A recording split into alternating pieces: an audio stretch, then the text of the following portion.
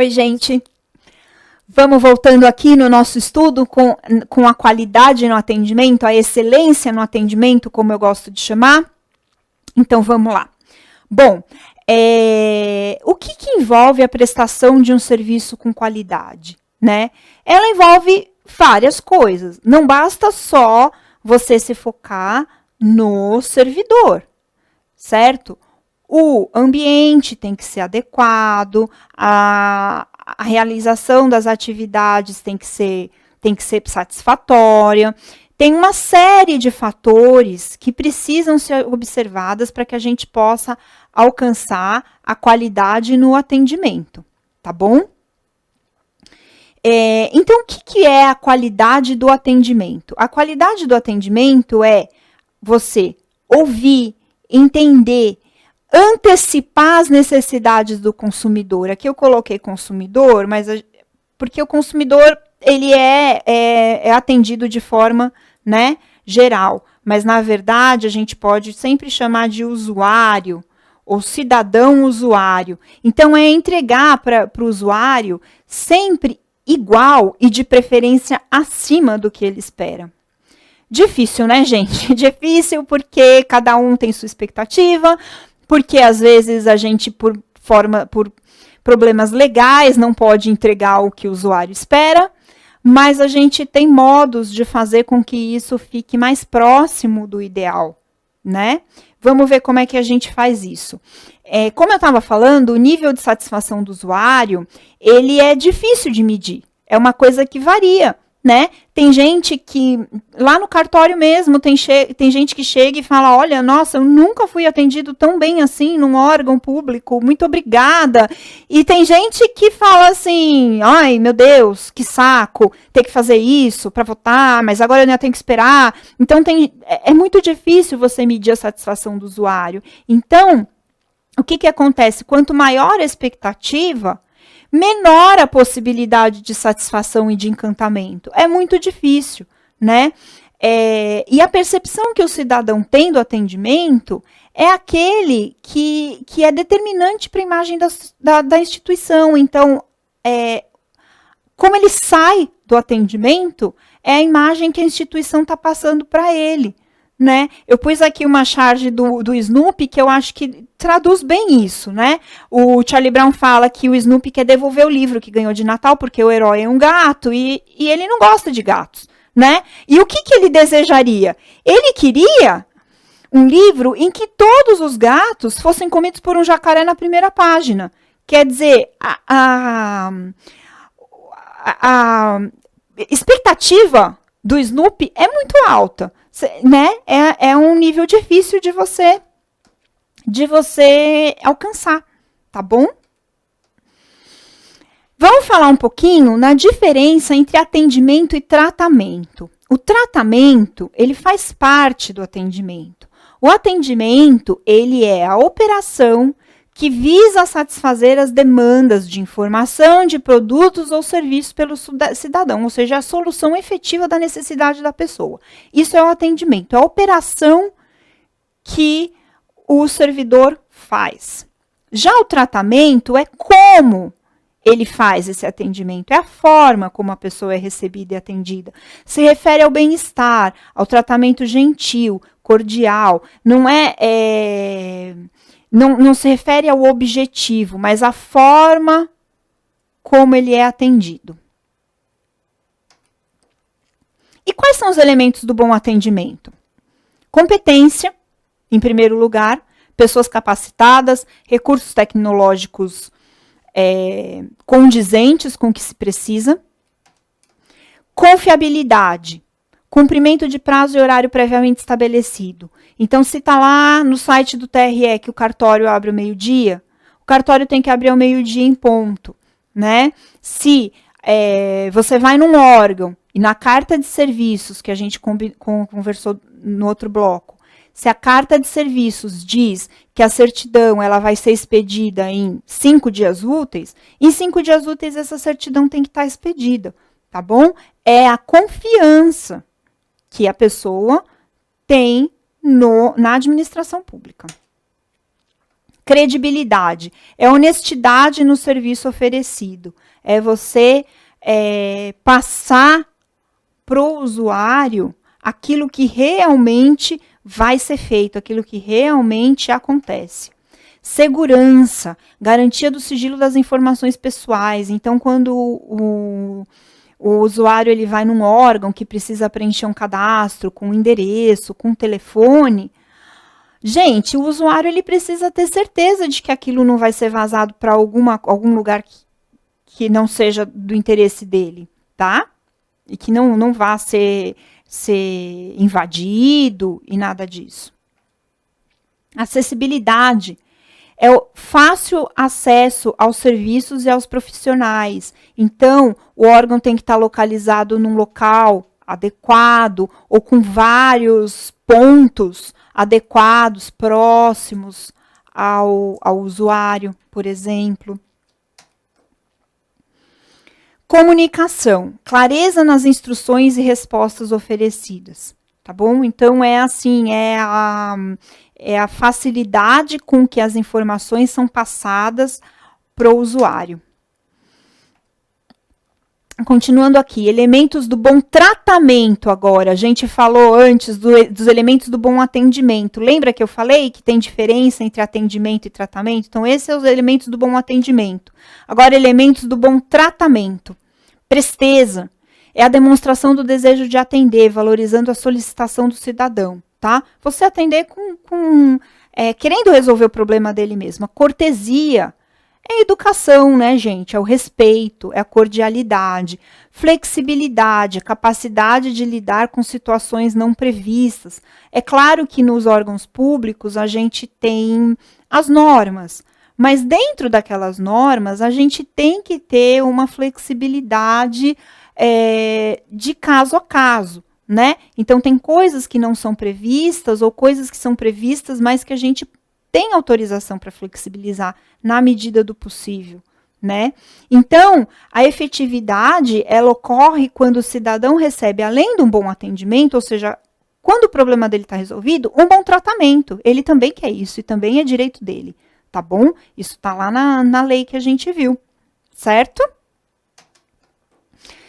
Vamos falar um pouquinho dos 7 pecados do atendimento? Ó, são coisas que às vezes a gente faz até sem perceber, principalmente quem trabalha muito com o público. Isso é muito comum, tá bom? Apatia. A apatia é assim, tanto faz, né? Esse problema é seu, não é meu. É igual tem gente que fala no cartório, né? Conversam entre si, às vezes. Minha situação eleitoral tá ok, essa situação dele não tá. Isso é apatia. Falta é o oposto da empatia. Má vontade. A má vontade é assim, é aquela postura do servidor explícita. Você nota quando a pessoa não gosta do que está fazendo, quando está com o saco cheio. Isso é má vontade.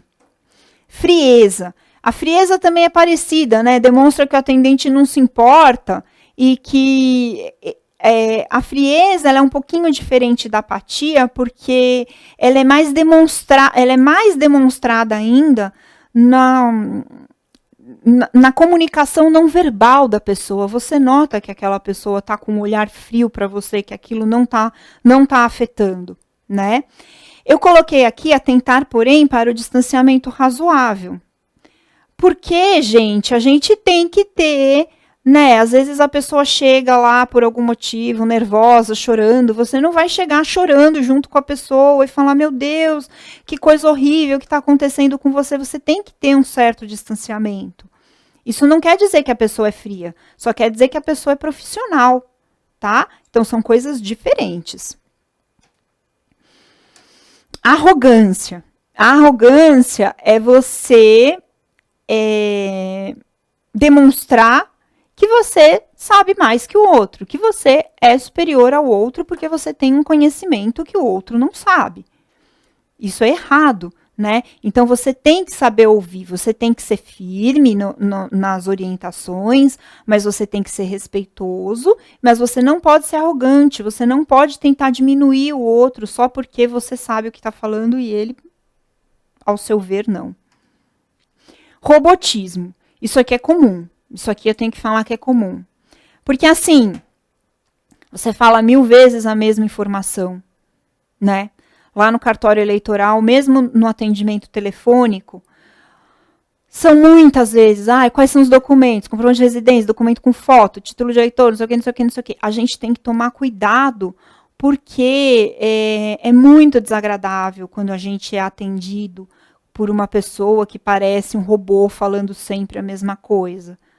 Não, senhora, sim, senhora, não sei o quê. Então, tem que tomar cuidado com o robotismo, tem que atender o usuário como se fosse sempre a primeira vez. O usuário, ele merece um atendimento humanizado e adaptado à necessidade dele.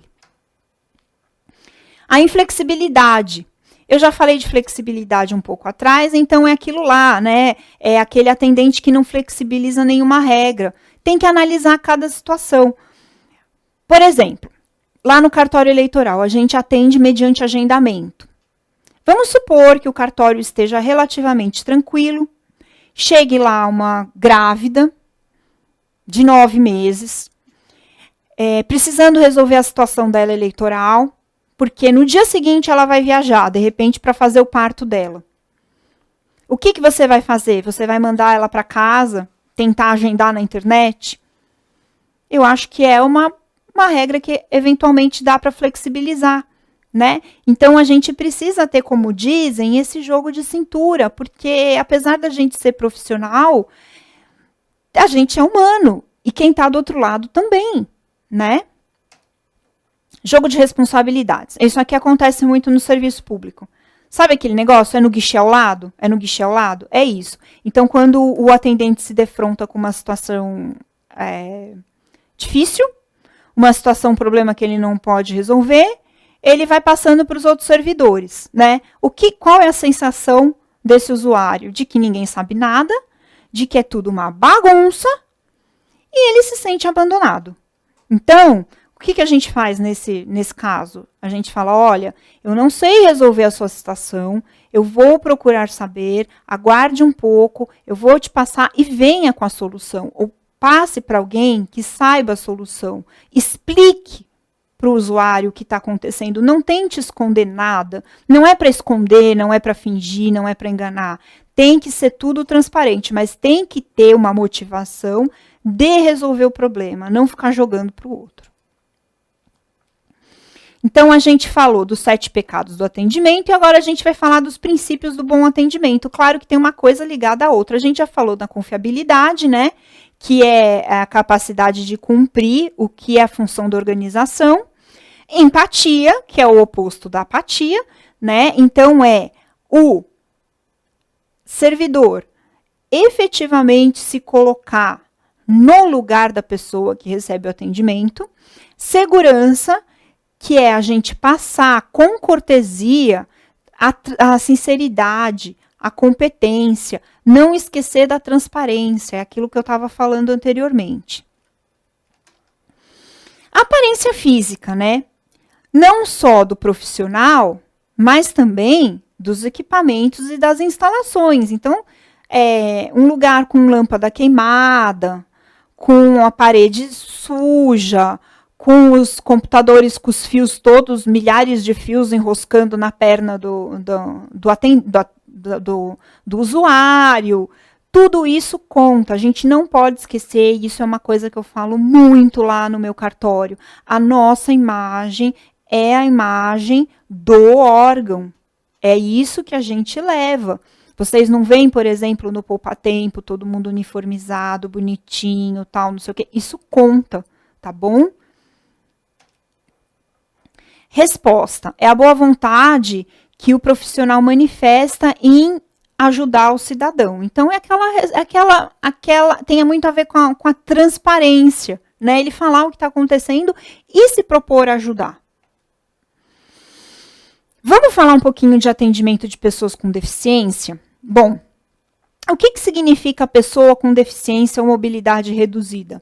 Não inclui apenas os deficientes, inclui também os idosos, as gestantes e as pessoas com criança no colo. Inclui também pessoas com obesidade mórbida, desculpe, porque elas têm uma mobilidade bem reduzida, né? Então, necessitam de atendimento preferencial. É importante notar que teve uma alteração no Estatuto do Idoso, acho que foi em 2016 ou 2017, que o idoso maior de 80 anos, ele tem preferência sobre os demais idosos. Então, ele passa na frente de outros idosos, tá bom? A Lei 13.146 de 2015, ela fala sobre o direito ao atendimento prioritário conferido às pessoas com deficiência, que se estende também ao acompanhante ou ao atendente pessoal. Isso é uma dúvida que surge com frequência, embora esteja na lei, surge com frequência nos órgãos públicos. Se a gente se passa na frente idoso e passa também quem está com ele, a mãe, a filha, o filho, o neto, passa. Passa por quê? Porque, veja bem, se o idoso vai ser atendido antes e o acompanhante não, ele vai ter que ficar esperando o acompanhante ser atendido. Quer dizer, não tem sentido, não tem eficácia, né? Então, é estendido também o atendimento preferencial ao acompanhante. E aqui eu falo um pouquinho dos tipos de deficiência, para a gente ter uma ideia, né? Que tem a deficiência de mobilidade, tem a mental, tem a visual, tem a auditiva e a de fala. E para tudo isso, os atendentes, eles não é o nosso foco aqui, né? Mas para atender com qualidade, o atendente precisa estar preparado para atender esses deficientes. O que eu posso dizer é o seguinte: perguntem para essa pessoa se ela precisa de alguma ajuda. E ajudem, sem medo. Se é uma pessoa na cadeira de rodas, perguntem, você quer que eu empurre? Posso empurrar? E empurrem, e fale sempre com a pessoa primeiro. Nunca se dirijam direto ao acompanhante e finjam que aquela pessoa com deficiência não existe. Basicamente é isso, e vocês vão conseguir, com respeito, se comunicar. Tá bom? Mas existe legislação, existe principalmente doutrina específica que fala como é que faz esse tipo de atendimento de uma forma adequada. Não é o foco aqui do TCM, mas é importante que vocês saibam que isso merece uma atenção. Falando um pouquinho do atendimento telefônico. Gente, mais para frente eu vou falar sobre a comunicação verbal e não verbal. O que é a comunicação não verbal? É aquela que a gente faz sem falar, são os nossos gestos, a nossa postura, a parte visual que o usuário percebe na gente. E a principal diferença entre o atendimento telefônico e o presencial é essa. No atendimento telefônico, é só a voz.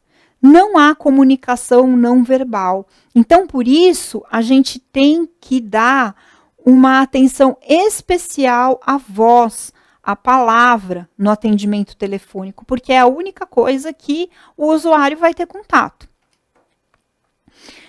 A voz, ela tem que ser, a comunicação verbal, então, ela tem que ser o mais clara e direta possível, porque a gente não pode usar gestos, a gente não pode apontar, a gente não pode fazer sinal, a gente não pode usar outros meios visuais, então ela tem que ser inequívoca, essa comunicação, o mais inequívoca possível, eu diria, tá?